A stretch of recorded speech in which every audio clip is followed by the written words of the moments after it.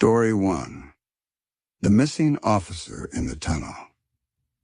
I've been with the force for 12 years, but there's one call I'll never forget.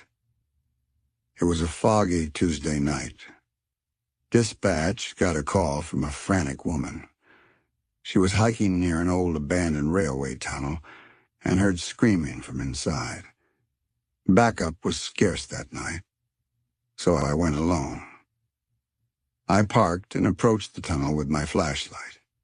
It stretched out like the mouth of a beast, pitch black and cold. I called out, "Hello? This is the police." A faint whisper echoed back.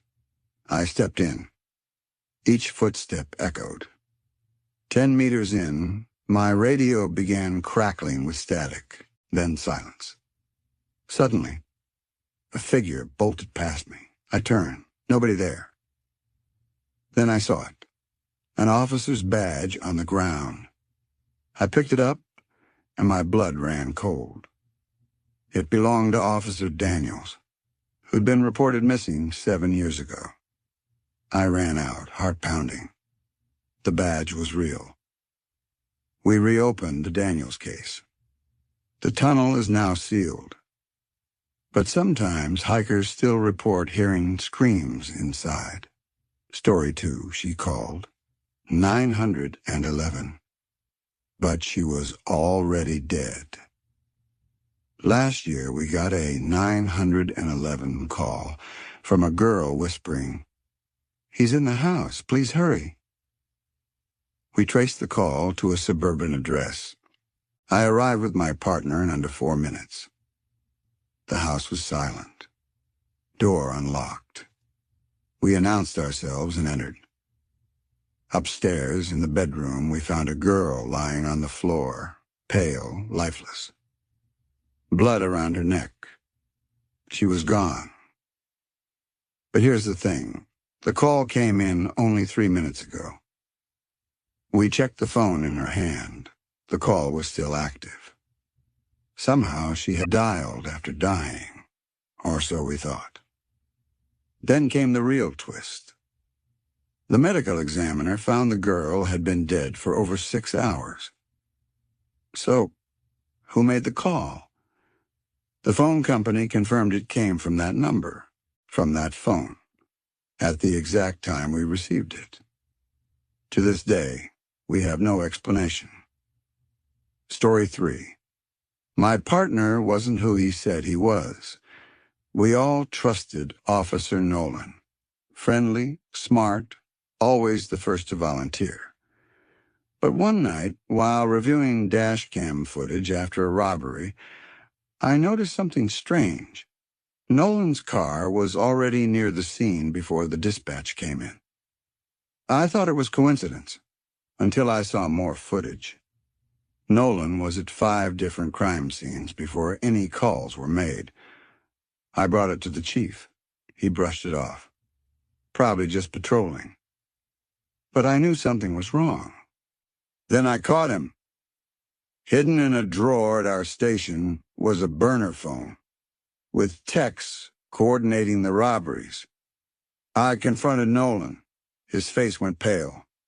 He lunged at me. We fought.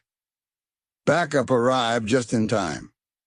Turns out, he'd been leading a secret double life, working with a gang to stage crimes for profit. He's serving 25 years now. But I still see him in my dreams. Story 4. The Eyes in the Cornfield. We responded to a 911 call from a farmer. Said he kept seeing shining eyes in his cornfield at night. Thought it was raccoons. When we arrived, it was pitch black. The farmer guided us with a flashlight. Suddenly we saw them, 2 glowing eyes deep in the stalks. Then another pair, then 6 more. We counted 12 sets of eyes, perfectly still, watching us. I stepped closer and the eyes disappeared. We found a small clearing. No animals, just silence. Then we heard something move behind us. We turned, nothing. Back at the car, we found claw marks on the rear bumper. 3 long, deep gashes. We left fast. Later, I looked up the land. A cult used to operate there in the 60s. Disappeared without a trace. The case remains open. Story 5. The boy who vanished from the squad car. I picked up a runaway teen, maybe 15 years old. Said his name was Caleb. Dirty, scared, barefoot, he wouldn't talk. I put him in the back of my cruiser and radioed for child services. 5 minutes later, I turned around to check on him. He was gone. The door hadn't opened. No window broken. I was on the highway. I pulled over, panicked. We searched the area, dash cam footage, everything. Nothing. I thought I was losing my mind until I looked up missing persons. A boy named Caleb, same face, same shirt. Reported missing 22 years ago. Exact same spot. His photo was faded, but it was him. Was he a ghost? A trick? I still don't know. Story 6. The screaming locker at the abandoned school. I was off duty when I drove past the old Jefferson High. It's been closed for years. Black mold, fire damage, condemned. But I heard a scream. I stopped and entered through the busted gym door. The hallways were dark. My flashlight flickered. Then I heard it again, coming from the locker room. I pushed the door open, and one locker was rattling violently. I opened it. Empty. Then a girl's voice whispered, "Don't let him out." I turned.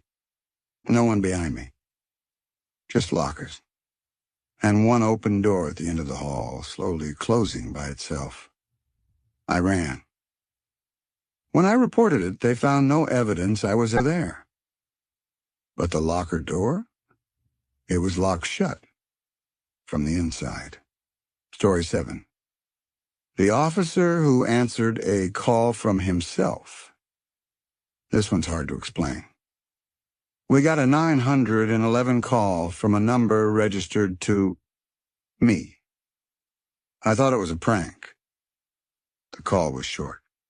"Help, it's not safe. I'm not alone." We traced the signal. It came from the woods behind my house. I drove there immediately. And in the clearing, I saw it, my squad car, running. And in the driver's seat was me. Dead, bullet wound to the head. But I was alive, standing there. Then the figure in the car turned and smiled. I ran. Backups found nothing. The car wasn't there. No body, no signal. Only tire tracks. To this day, I never figured out if I was hallucinating or if something darker is watching me. Story 8. The case file that wasn't supposed to exist.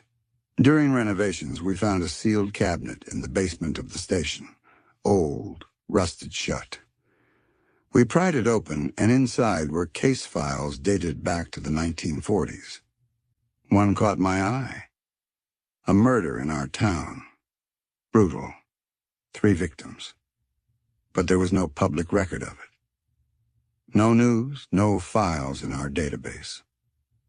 I asked the archives department. They'd never heard of it. The report was signed by someone named Officer R.K. Drennan. But here's the twist, officer. Drennan died in 1938, before the case ever happened. I showed it to the chief. He burned it. Told me, "Some cases are better left buried."